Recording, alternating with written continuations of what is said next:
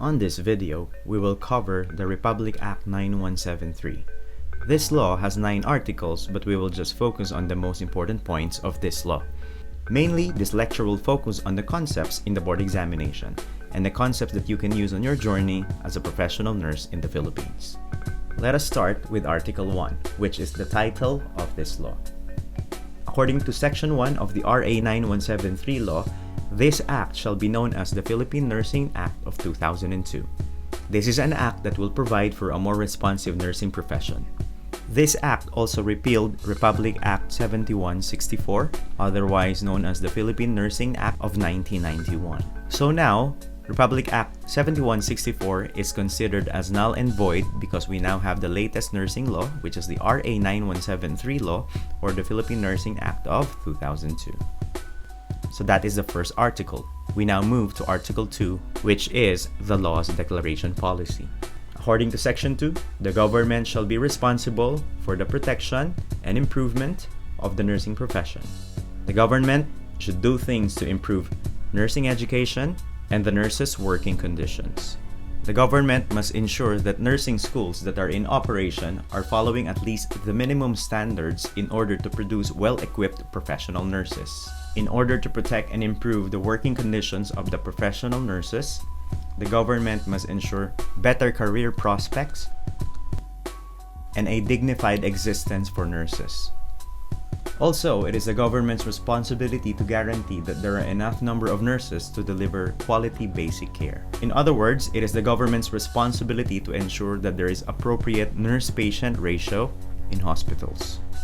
To put it simply, this law is designed to make the nursing profession more responsive. The third article, which is packed with a lot of important concepts that are very common in the board exam, provides for the organization of the Board of Nursing. This article stipulates that the Professional Regulatory Board of Nursing shall be created to regulate the nursing profession. On this lecture, we will refer to the Board of Nursing as the BON, or the board. Now, what is the process of creating the BON? What is the process for appointing individuals to be a part of this regulatory body? Per vacant position, the PNA, which is known in the law as the Accredited Professional Organization, will nominate 3 of its most qualified members to have the position.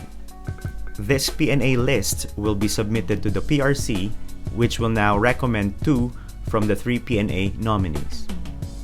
Lastly, the names of the 2 recommendees will be submitted to the President of the Philippines.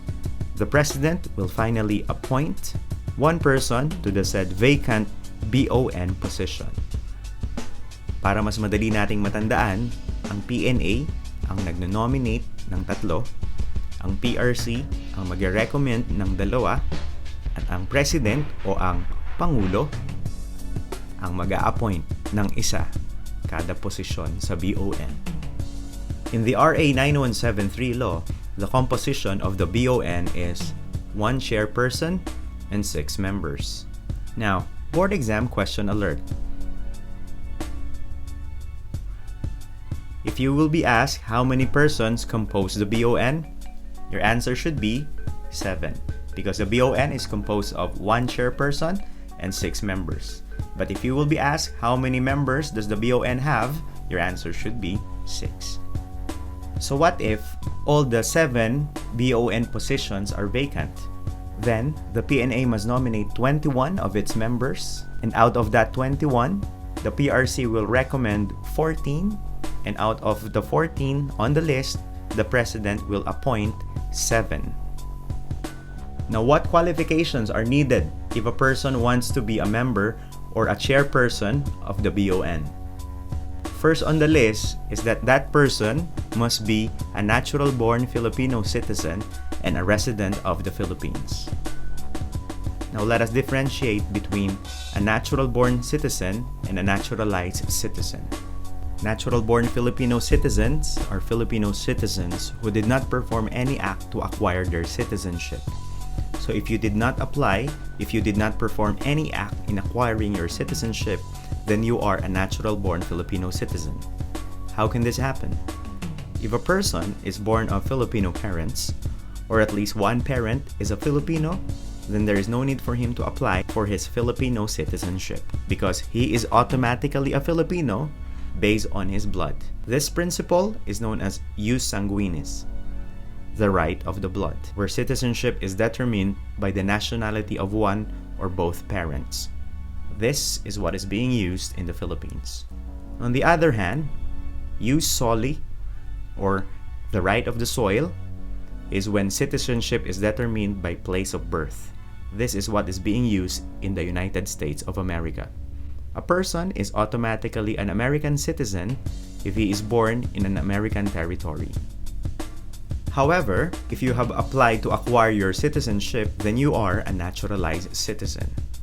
This can happen if a person has a different citizenship but he wants to be a Filipino citizen, or a former Filipino citizen who denounced his citizenship to acquire another but now wants to repossess his Filipino citizenship.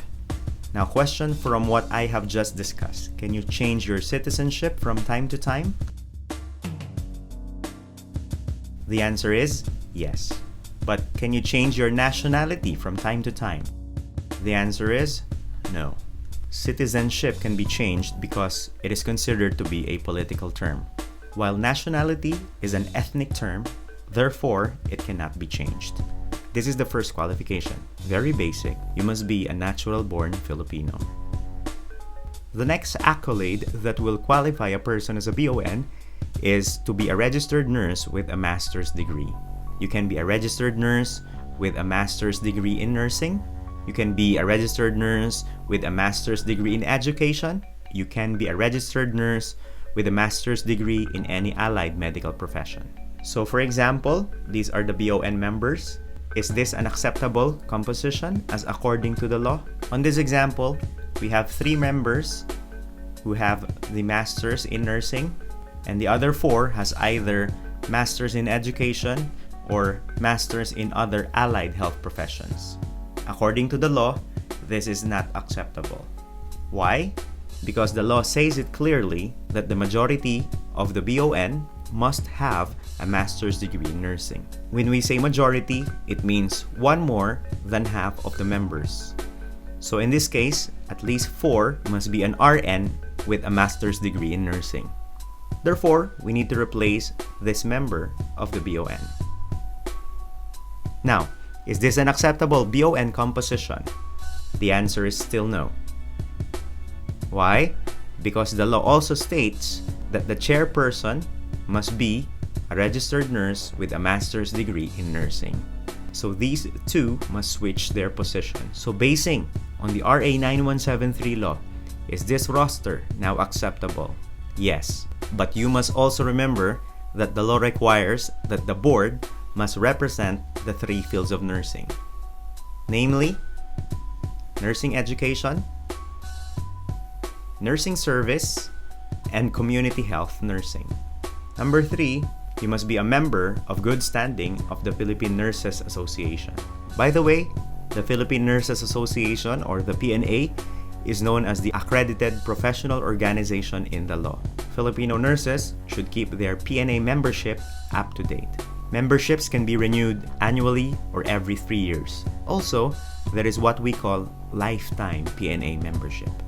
Number 4 is self-explanatory. The nurse must have at least 10 years of continuous practice with the last 5 years in the Philippines. Meaning, if you are already practicing the nursing profession by the age of 19 and you continued your career in nursing for the next 10 years here in the Philippines, then by the age of 29, you will already have the 10 years of continuous nursing practice. And therefore, you already possess one of the qualifications to be part of the BON. Here is Flory, a 29 years old nurse, saying nursing isn't really stressful at all. The last on the list of qualifications is never convicted of any offense involving moral turpitude. Crimes involving moral turpitude have an inherent quality of baseness, vileness, or depravity with respect to a person's duty to another or to society in general. Any act contrary to the law, any act which is done contrary to justice, honesty, modesty, or good morals involves moral turpitude. And here are some examples of such acts. abduction with consent, bigamy, concubinage, smuggling, rape, estafa or falsification of documents, bribery, profiteering, robbery, murder, illicit sexual relationship with a fellow worker, and drug pushing. So those are the 5 essential qualifications for a nurse who wants to be a part of the Board of Nursing.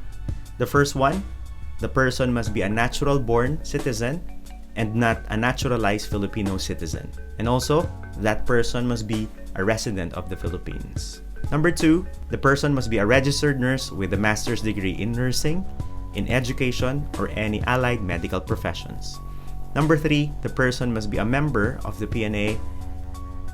Number 4, the person must have at least 10 years of continuous practice with the last 5 years in the Philippines.